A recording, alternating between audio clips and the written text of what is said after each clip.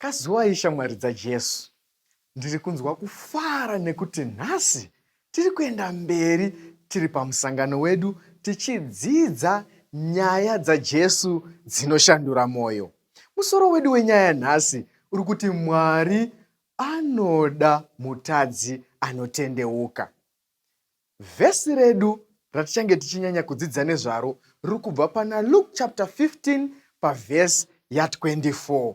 Iyo inotiudza kuti baba vakafara mwana wavo wakanga afa amupenyu. Vakamugashira vakave nekupembera uye nekufara kuti mwana wavo adzoka. Jesu anoda mwana akaita seni, Jesu anoda mwana akaita seni, mwana akaita seni, Jesu anomuda, Jesu anomuda mwana akaita seni, Jesu anoda mwana akaita sewe, Jesu anoda mwana akaita sewe, mwana akaita sewe, Jesu anomuda, Jesu anomuda mwana akaita sewe. Chidzidzo chedu chabva chandifungisa rimwe gore. Ndakanga ndiri grade 7 ndiri kupuraimari, saka ndanga ndine kanzvadzi kangu kadiki. Chitamba ega chitamba zvisinei, ndokubva avarairwa, ndokubva aenda pasi pesofa, ndokubva arara hope agokotsira. Mama vaguti, ko mwana ari kupi? Vagotanga kutsvaga, tigotanga kubatsirana, tigoenda panze, tigotsvaga mubedroom, tigotsvaga mukicheni, tigotsvaga kwese. Ko mwana ari kupi? Ko mwana ari kupi? Mwana tingamuwane, mwana atingamuwane. Kozoti paya mumwe ndobva ati ndiri kunzwa kunge pane munhu ari kufema munomumba munomu. Ndokubva adongorera pasi pesofa. Wanikwe kamwana kakatorara zako kari kutoishona ngonono. Vanhu vese ndokubva vatanga kufara. Aripo mwana. Hana dzakange dzamboruwa kuti ko mwana ari kupi? Asi mwana awanika. Tokubva pava nemufaro mukuru. Saka vhesi redu riri kutitungamira, riri kuti iro mwana akange afa asi ava mupenyu, akanga arasika asi awanika. Luke chapter 15 vhesi ya24. Musaikanganwe. Now tine vana vakasiyana mukati meupenyu, mukati memaraini atinogara. Kune taipi dzakasiyana siyana. Dzimwe ndodziya dzinoti havadi kutamba nevamwe, vamwe vanofarira vamwe.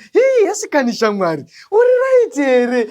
Inini ndiri right. Vamwe vanoti vari kuchikoro, vakaona ticha ndopavanozoti kubata kabhuku ubva atanga kuda kuverenga.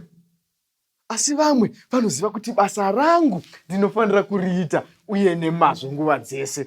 Vamwevo vanoti vakanzi enda unotenga chingwa kana kuti enda unodzora mombe. Munonesa mimi. Mama handiti gogwini mami ndini.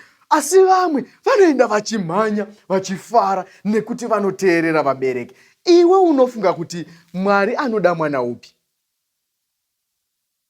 Imbofunga uri ipapo. Zvino kuna Mwari anofarira munhu wese, zvikuru sei kana wanga uri mutadzi watendeuka. Mwari vanokugashira nemaoko ese. Nyaya yedu yatiri kudzidza nhasi iri kubva pana Luke chapter 11, chapter 15 kubva pavhesi 11 kunosvika pavhesi ya32. Tinoudzwa nezvababa vakanga vaine vana vaviri. Vana vavo vaivada zvakanakisisa, vachivabata zvakanaka uye vanga vakagara zvakanaka pakurarama kwavo.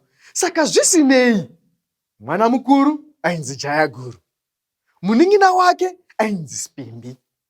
Saka Spimbi rimwe zuva anoti kuna baba, daddy, inini ndipei hangu mugove wangu wamunofanira kundipa. Panhaka yenyuka makati muchatipa zvimwe, chindipaiwo zvakakodzera kuita zvangu.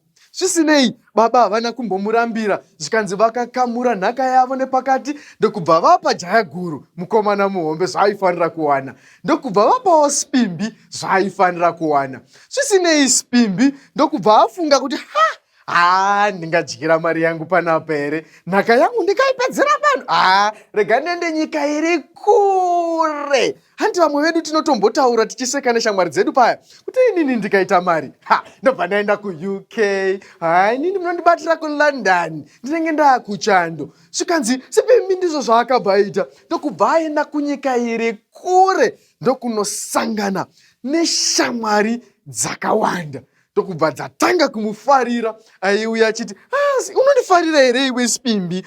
Spimbi kani, chindipowo wachi, ndipowo wachi, ikombonditengerawo purezenti here. Zvikanzi Spimbi ndokutanga kufara neshamwari dzake, vachidya mari, vaitenga zvakasiyana siyana zvinonaka, vakati tumaice cream, vakati chikenini, vakatenga vaita kufara kani, vachipfeka tumwe tuheti twaiswa pasaidhi, vachiita zvakasiyana siyana neshamwari dzake, vachifara vachiti vari kuinjoya upenyu, vari kufarira upenyu, vari kunakidzwa neupenyu, vachiti tinowanikwa neikwe isu, ini Spimbi ndine mari, ingotaura chauri kuti ndinoita. Zvikanzi shamwari zhinji dzakauya padhuze naye, dzikawirirana naye, dzikatamba naye. Zvikanzi nguva yakati yafamba, mari yakatanga kupera, shamwari dzakatanga kusuduruka. Zvikanzi Spimbi, zvisinei, gore rakabva rava gore renzara. Nzara ikasvika, Spimbi asisina mari akabata huma, akadai mari hapasisina mari. Ndokumbotanga achichazama, achita icho, achita kiya, tsvaga kabasako.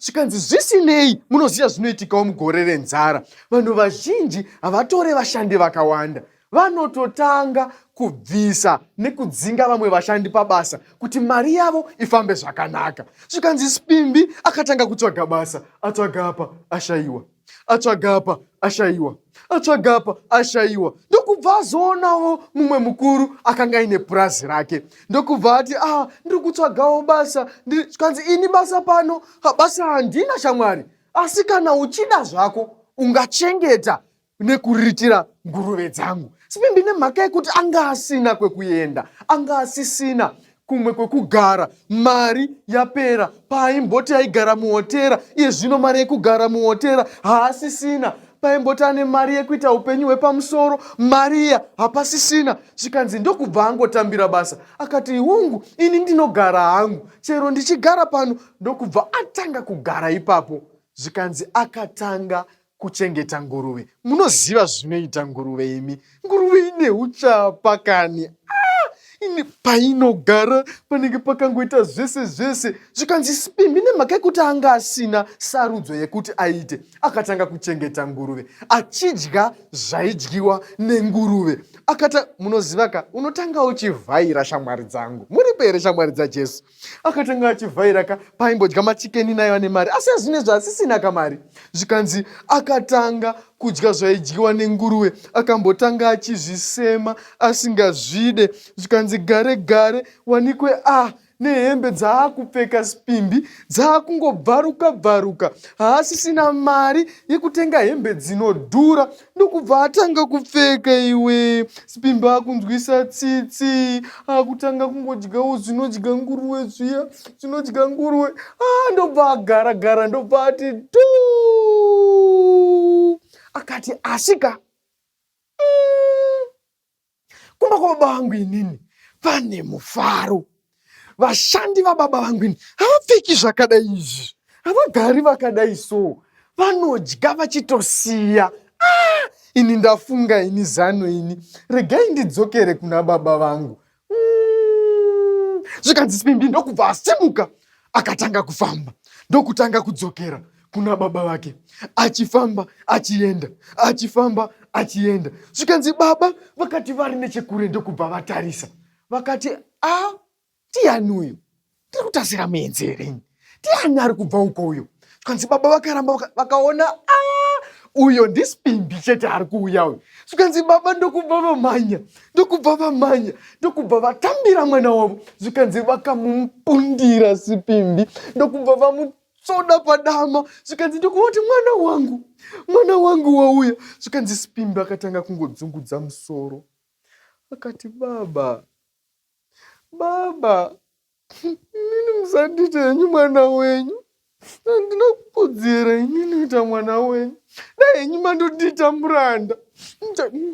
Ndiita henyu muranda sevamwe ava. Musandiita mwana wenyu nekuti ndakatadza kudenga nepamberi penyu. Baba vakafara vakati aiwa mwana wangu. Vakamutora vakapinda naye gumba. Zvikanzi akapfekedzwa nguo yanga yakanaka yaikosha yacho. Zvikanzi ndokubva vamupfekedza, ndokubva vabvisa hembe dziya dzakabvaruka dzakasakara dzaakanga apfeka uye dzakanga dzasakara paaichengeta nguruve. Zvikanzi vakabva vamupfekedza hembe dzakanaka. Zvikanzi vakatanga kumuitira mutambo. Vashandi, uyai nemhuru yatanga tichikodza. Uyai nayo, toda kuibayira mwana wangu.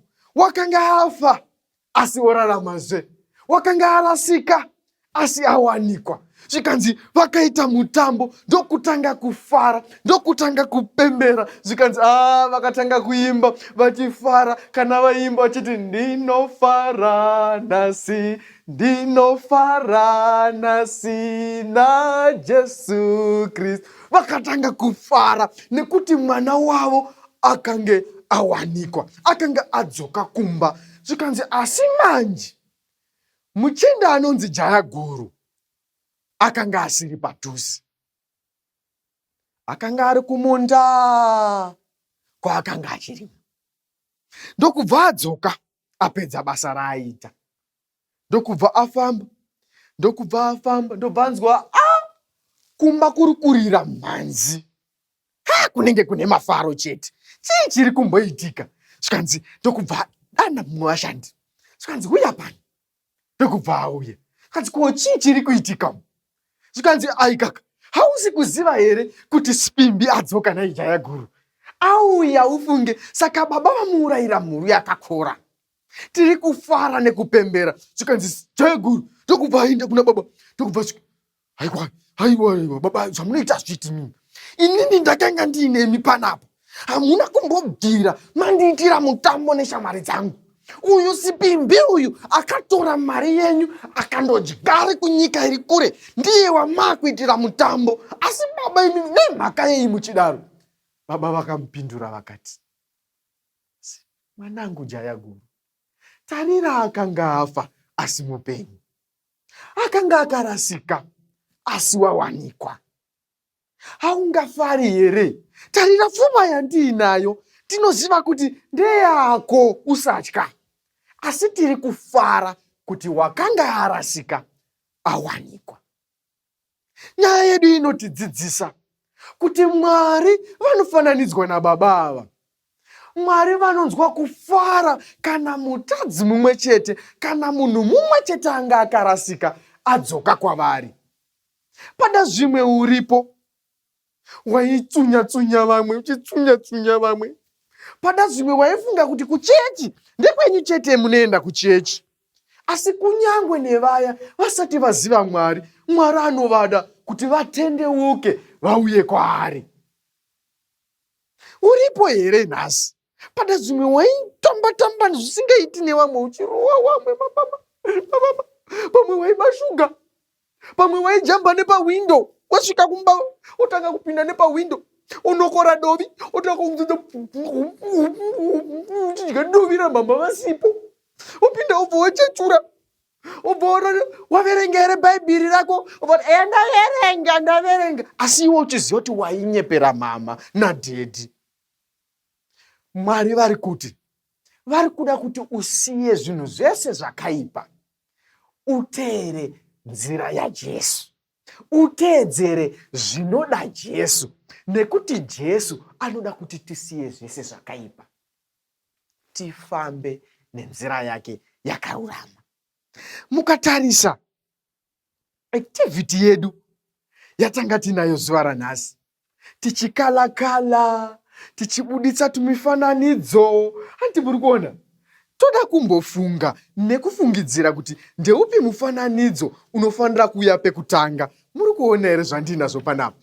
Iyi mifananidzo yandinayo iyi iri kuratidza mukomana Spimbi nezvaakaita. Imbotarisisa uone. Ndeupi mufananidzo uri pekutanga? Ndeuyu here uyu? Ndo stori yedu zvayataura here izvi? Ndeuyu? Ndeuyu here uyu? Kana kuti ndeuyu? Saka tiri kuona kuti mifananidzo yedu iri kufamba so. Tarisa uone. Uyu ndiSpimbi ari kupuhwa mari pfuma yake ndokubva aenda kunyika iri kure. Aenda kunyika iri kure akandopambadza mari yese dzimara akuchengeta nguruve, akudya zvinodyawo nguruve. Zvikanzi asara asina chinhu, anodzoka kuna baba vake. Anodzoka kuna baba vake. Baba ndokumumhanyira, ndokubva vamutambira vakati mwana wangu wauya. Zvikanzi vakamumbundira, vakamutsvoda.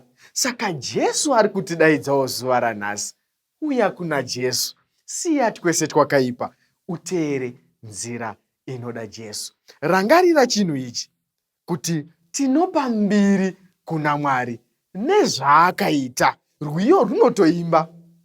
Mbiri kuna Mwari nezvakaita, wakada pasi wakapa murumbwana, wakafira izvo zvitema zvedu. Rwiyo runotofara ruchimba, rozotipa chorus. Kudzanyi ponesi pasingarimunzwe, kudzanyi ponesi vanhu ngavafare. Uyai kuna Mwari nemurumbwana, mumupe nyimbiri nezvakaita. Uri kuda here kuuya kuna Mwari? Chidiso chako here kuuya kuna Mwari? Tive nenguva yekunamata panguva dzino. Ngatinamatei. Baba vedu vari kumusoro kudenga, tinokutendai nekuti matidzidzisa kuti munoda kuti tisiye mabasa edu titevere zvinodiwa naJesu. Tinokutendai nekuti matiudza nyaya yejaya guru naSpimbi nababa vaiva nerudo, tichiona imimi muri Mwari vane rudo. Nesuwo tibatsirei tiuye kwamuri Mwari nekuti ndimi mune rudo. Mazvita yenyu nenyaya yamatipa tinotenda. Tipewo simba rekukuteverai muzita raJesu. Amen. Mwari vakukomborerei, vakuitirei zvakanaka.